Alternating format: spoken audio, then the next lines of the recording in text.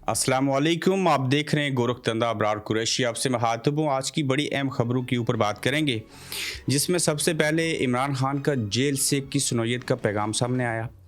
डाकू राज बरकरार, अवाम को लूटने का सिलसिला जारी। कमर जमान कायरा साहब ने किस नौयत का जो है वो इकरार किया, और काजी फायज ईसा के बारे में नया इंकशाफ किस नौयत का है।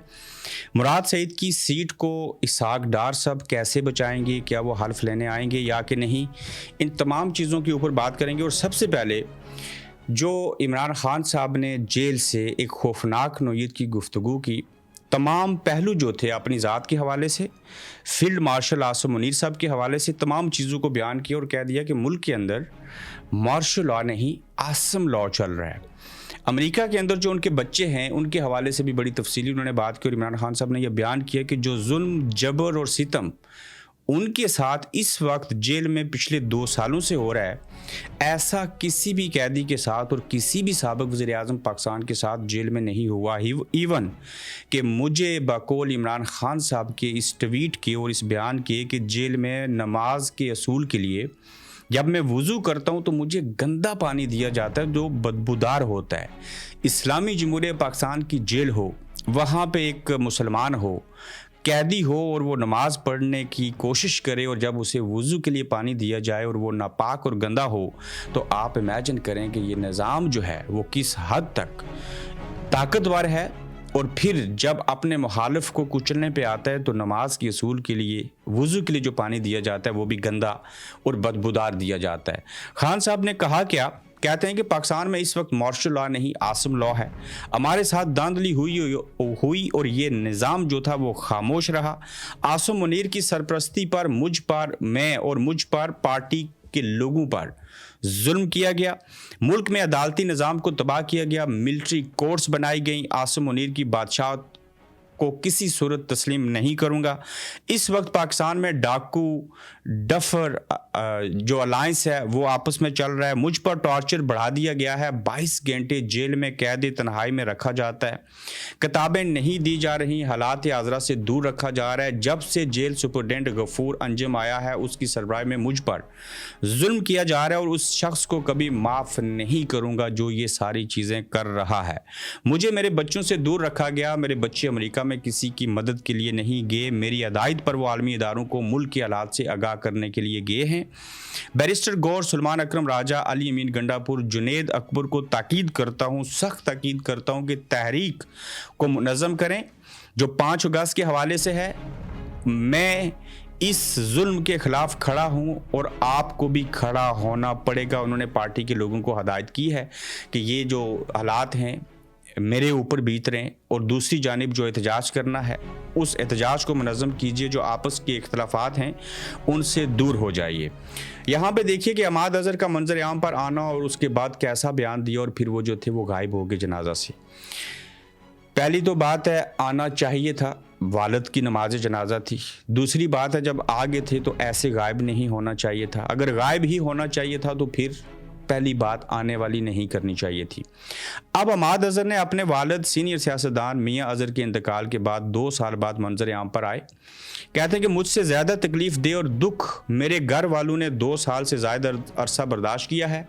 ज़ाहिर है कि मैं इस दुख की घड़ी में अपने घर वालों, खुसूसी तौर पर अपनी वालदा के साथ अब मौजूद रहने की ख्वाहिश रखता हूँ। मैं बेगुनाह हूँ और जाली पर्चों का निशाना हूँ जिनका कोई सर पैर नहीं। इस सिलसिले में अदालत से रुजू करूँगा। आखिरकार अमाद अज़हर ने बयान दिया कि वालदा के साथ रहना चाहता हूँ, वालिद दुनिया से चले गए, तो लिहाजा मेरे ऊपर जाली पर्चे हैं और मैं अदालत से रुजू करूँगा। बिल्कुल जैसे खान साहब आपके पार्टी लीडर 2 साल में जेल में हैं, कितने और लोग जो हैं वो जेलों में रहे, उन्होंने झूठे या सच्चे जो भी वाक़यात थे, पर्चे थे, उनका सामना किया। इसी तरह से आपको भी अगर सियासत करनी है, पाकिस्तान तहरीक-ए-इंसाफ में रहना है, इक़्तिदार आपने देखा है, तो फिर आपको भी सामना करना पड़ेगा। जब सच बोलेंगे, जब इंसाफ की बात करेंगे, उसकी कीमत चुकानी पड़ेगी। तो लिहाजा अमाद अज़हर साहब, आपने ये अच्छा फ़ैसला किया कि आप अदालत से रुजू करेंगे और आपको रुजू करना चाहिए। देखिए पाकिस्तान के अंदर अवाम को लूटने का सिलसिला कैसे जारी है, और एक तरफ कहा जा रहा है कि इकॉनमी जो है बड़ी बेहतर हो रही है, मुल्क के अंदर सब अच्छा है, अमन है, और दूसरी जानिब आप देखें कि चीनी स्कैंडल के बाद कुकिंग ऑयल स्कैंडल भी मंजर आम के ऊपर आ गया। عالمی مارکیٹ میں کوکنگ آئل کی قیمتوں میں 24% کمی ہوئی، لیکن پاکستان میں کوکنگ آئل کی قیمتیں مزید 4.5% بڑھ گئیں۔ اسی طرح جیسے پیٹرول اور ڈیزل عالمی سطح کے اوپر کم ہوا اور پاکستان کے اندر انہوں نے بڑھا دیا۔ آپ نے ہمیشہ دیکھا ہوگا کہ جب قیمت بڑھائی جاتی ہے تو 10، 15، 8، 20 روپے بڑھتی ہے، اور جب کم کی جاتی ہے تو 1 روپیہ، 2 روپیہ، 3 روپیہ کم کر کے بڑا احسان عظیم کیا جاتا ہے۔ اب دیکھیں کہ جس سے صارفین فی لیٹر 150 روپے زائد ادا کرنے پر مجبور ہیں۔ جو کوکنگ آئل ہے، پاکستان ملیشیا اور انڈونیشیا سے رعایتی ڈیوٹی پر کوکنگ آئل درآمد کرتا ہے، یعنی کہ وہاں سے لیتا ہے، لیکن اس سہولت کا فائدہ عوام تک پہنچنے نہیں دیا گیا، چونکہ IMF سے ہم قرضہ لیتے ہیں، اتنا قرضہ لے لیا کہ اس کا سود ادا کرنے میں بڑی دشواری ہو رہی ہے، تو لہٰذا پیٹرول سستا ہو جائے عالمی دنیا میں، کوکنگ آئل سستا ہو جائے، ڈیزل سستا ہو جائے، ہم نے اس کو مہنگا اس لیے بیچنا ہے چونکہ IMF کی شرائط ہیں، اور عوام کے خون پسینے کی جو کمائی ہے یہ سارا بوجھ ان پہ ڈال کے انہی سے پیسے لینے ہیں اور اپنا نظام چلانا ہے، جبکہ ملک کے اندر نہ تو معیشت کا استحکام ہے، نہ عام عوام جو ہیں وہ اچھے سے اپنی زندگی بسر کر سکتے ہیں، نہ ہی وہاں پہ کوئی سیاسی استحکام ہے۔ سب حالات برے ہیں، لیکن دکھایا یہ جا رہا ہے کہ یہ قوم جانے، ان کا کام جانے، ان کے پیسے جانے، ان کی کمائی جانے، ہمیں کیا، ہمیں تو تنخواہ مل رہی ہے، ہم تو عہدوں کے اوپر بیٹھے ہوئے ہیں۔ اب دیکھیے کہ جو 2-3 بڑی اہم خبریں ہیں۔ قمر زمان کائرہ صاحب نے اعتراف اور اقرار کی صلاحیت کا کیا۔ ایک پروگرام میں تھے، ان کو گزشتہ دنوں جو تھا وہ دل کی عرضے میں مبتلا تھے، تو قمر زمان کائرہ گزشتہ روز دل کی عرضے میں مبتلا ہوئے، سٹنٹ پڑے ان کو، اللہ تعالیٰ ان کو صحت دے۔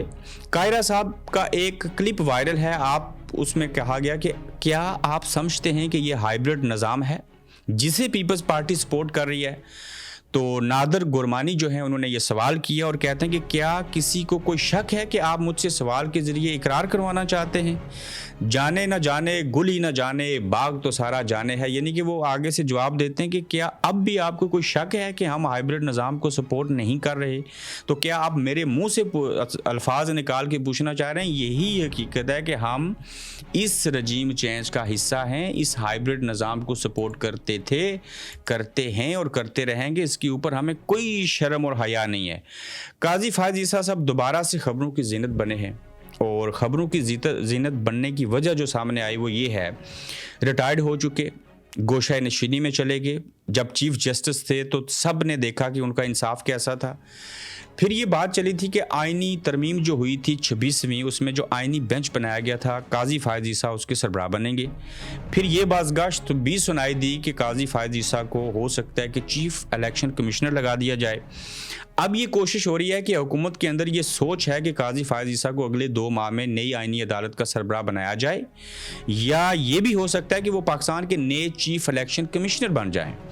یہ آئینی عدالت سپریم کورٹ کے اوپر ایک کورٹ ہوگی، حکومت اس پر کام کر رہی ہے، زاہد گشکوری ان کا نام ہے، انہوں نے یہ انکشاف کیا ہے۔ تو یقیناً جس طریقے سے اس رجیم چینج کو کیا گیا، جس کے نتیجے میں نئی حکومت بنی، جیسے الیکشن ہوئے، جس طرح سے PTI کو عدالتی فیصلوں کے ذریعے انتخابی نشان لیا گیا، جس طرح سے ان کو آزاد امیدوار ڈکلیئر کیے گئے، جیسے ان سے سیٹیں چھینی گئی، یہ جتنا عمل ہوا، اس کے جو اصل مہرہ بنے تھے وہ قاضی فائز عیسیٰ تھے۔ تو جب آپ کسی کو آؤٹ آف دی وے جا کے اتنی سروسز اور خدمات جو ہیں وہ مہیا کریں گے، انجام دیں گے، تو اس کے بدلے میں اگر آپ کو چیف الیکشن کمشنر بنا دیا جائے، یا نئی آئینی عدالت جو ہے سپریم کورٹ کی اوپر کی جو کورٹ ہوگی اس کا سربراہ بنا دیا جائے، تو آپ تو ڈیزرو کرتے ہیں، پھر آپ کا تو حق بنتا ہے، چونکہ آپ نے تو ان کے لیے سارا کچھ کیا، جس وجہ سے آئینی عدالت بنی اور آپ اس کے سربراہ بنیں گے، یہ تو آپ کی مرہون منت ہوا۔ تو اب قاضی فائز عیسیٰ کو دونوں میں سے ایک عہدہ مل جائے گا، لیکن کیا کوئی کمی پیشی ہوگی، یا قاضی فائز عیسیٰ اس عہدے کے اوپر بیٹھ کے مزید ستیہ ناز کریں گے، چاہے وہ PTI ہو، چاہے وہ لوگ ہوں جو اسٹیبلشمنٹ کے اگینسٹ ہیں، یا کہ انصاف کریں گے؟ انصاف تو ہو نہیں سکتا۔ انہیں یہ جو عہدہ ملے گا ریٹائرڈ ہونے کے بعد بھی، وہ ایک طرح سے انہیں وہ مال غنیمت ملے گا جس میں انہوں نے بطور چیف جسٹس ہوتے ہوئے پاکستان کے اندر غیر معیاری اور بغض اور انا کے اوپر مبنی جو ہیں وہ فیصلے کیے۔ اب دیکھیے، مراد سعید صاحب سینٹ کے ممبر تو بن گئے، اب یہ بحث ہو رہی ہے کہ وہ حلف اٹھائیں گے یا نہیں اٹھائیں گے۔ हल्फ लेने आएंगे तो पकड़े जाएंगे तो इनको शायद फांसी गार्ड तक ले जाएं। तो लिहाजा मुराद सईद नहीं आएंगे तो कहा गया कि वो नाहिल हो जाएंगे।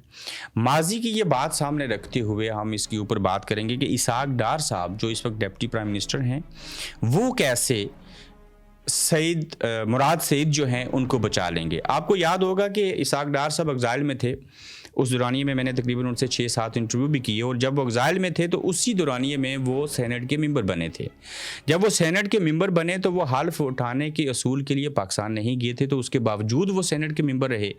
उसमें सुप्रीम कोर्ट के अंदर एक रिट फाइल की गई थी, वहाँ से एक फ़ैसला आया था कि वो भले बैरूनी दुनिया में हैं, हल्फ उठाने नहीं आए, चूँकि उनको मुंतहिब किया गया है तो वो सेनेट के मेंबर रह सकते हैं, वो नाहिल नहीं हो सकते, उनको नाहिल नहीं किया जा सकता। तो क्या मुराद सईद भी जब नहीं आएंगे तो जो फ़ैसला बड़ी अदालत ने दिया था उसी तरह से मुराद सईद भी हल्फ ना उठाएं तो इनको भी मुंतहिब किया गया है, तो क्या इसहाक डार साहब की तरह हल्फ ना उठाने के बावजूद मुराद सईद जो हैं वो मेंबर, सेनेट के मेंबर रह सकेंगे? ये एक बड़ा अहम सवाल है। इस सिलसिले में पीटीआई के दौरे हुकूमत में हल्फ ना उठाने पर इसहाक डार की सेनेट नशिस्त ख़त्म करने के लिए ऑर्डिनेंस लाया गया, लेकिन सुप्रीम कोर्ट के हुक्म पर इसहाक डार का नोटिफिकेशन बहाल हुआ और उस ऑर्डिनेंस का इतलाक ना हो सका, और अब मुराद सईद अगर सेनेटर बनने का हल्फ नहीं उठाते तो भी उनकी नशिस्त ख़त्म नहीं होगी, क्योंकि ऐसा कानून अब मौजूद नहीं है।